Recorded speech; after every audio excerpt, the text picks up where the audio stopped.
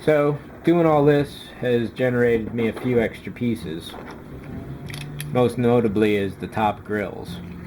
So I can't really use these for anything else, and of the four of them, this one is just too gouged to be used for a good container, though it could be turned into a single punctured, blow out this entire area kind of container.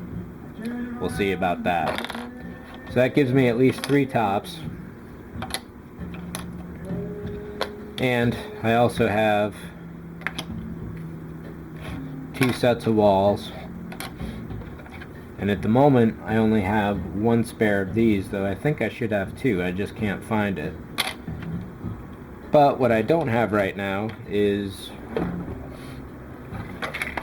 the internal panels. So once I cut a few of these out, I can definitely afford to lose at least 3. But I should only really need the 2.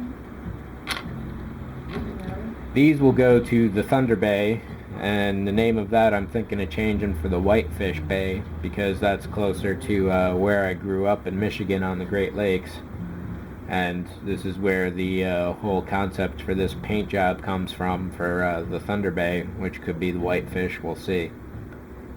So each of these will go with this one here, and I'll talk about what I've done for that so far. There will probably be at least one attached, and then the other one will be in the process of maneuvering into a position where it should go. As I had mentioned before, I think I need to create 10 more of these and patch them all the way around. The vents, I could go either way, I guess. They could just be along the top. One thing I used to fill up some of the gaps was some, I thought it was like a cheap Bondo, but basically it's a gasket sealer, so it's more of a plastic that stays rubbery. However, it did do a nice fill on a lot of these areas that I could not have gotten with putty. You can see I missed this area, but that one was pretty big before too.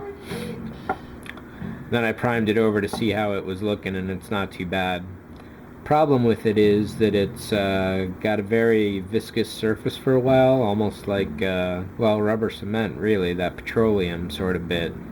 So when I had given a quick spray over it to get an idea of how it was looking, the paint with the petroleum was still going, and it just scuffed up like that. It seems to be pretty good now. This was just basically messing around. I got a little too much in the vents here, but down in there it's nice, and it kind of worked on some of these areas pretty well, but I still have to do another pass on a crook like that. This one here is just bad. Then I got to sand all this down a hell of a lot nicer because there's a bit too much sheen in there. Place where it didn't work is down here on the tail. I should be able to exacto that into a more definitive edge, but this is the second one of these I've glued now, and I just cannot get that seam to look good at all. I'll get to the top in a second. Yeah, it's just ugly basically, and I don't know what it is about this model, but it's probably just me and this model. But a few more passes, that'll look nice. I might even put a little piece of styrene over there to make it easy on myself. The seams along all these edges came out great. That's going to cover up nicely, so I'm almost ready to glue the pylons on there. The actual solar vents I will not glue on until the very last thing that I do. But the engine little pieces should go on as well. You can see over here there's still a bit of a mess. So this is what the stuff actually is.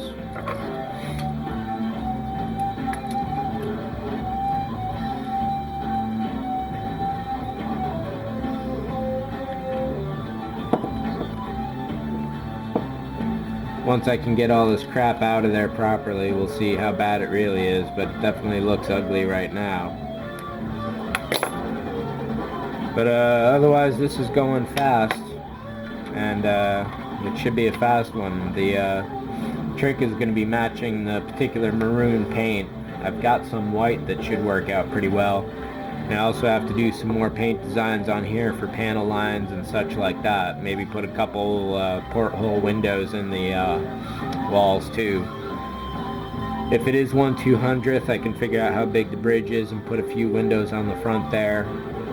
And I'm definitely going to put some communication towers on top. I don't know how far they're going to go up, but there will be some antennas and just towers, basically.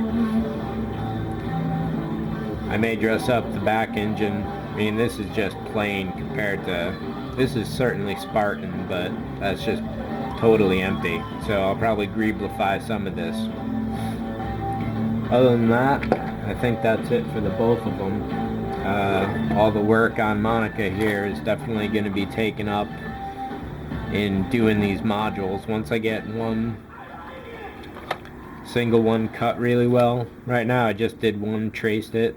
They're close, but they're not probably close enough. And then if I do some more design work with them, with like trees and holes and whatever, we'll see.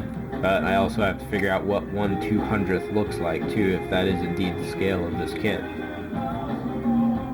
So that's it for these two, and I should get some work done over Christmas. Either way, these are the Monica at least is going to be a real long-term project, and the Thunder Bay, that can go pretty quick is my bet. I should be able to finish that up before the new year, but this one will definitely take well into next year.